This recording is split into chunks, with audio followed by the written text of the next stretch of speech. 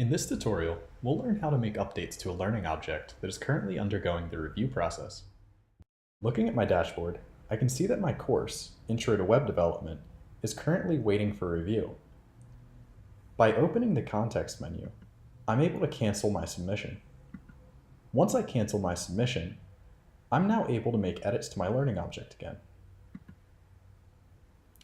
Let's say that a reviewer asked me to go ahead and update the description. I can go down here, place my new description in, and my changes are now saved.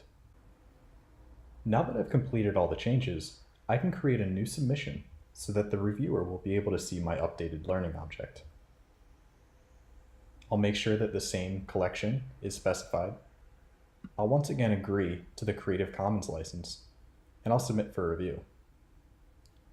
Now that we've made a new submission, we can see that the status indicator, located both here and on the dashboard, has been updated.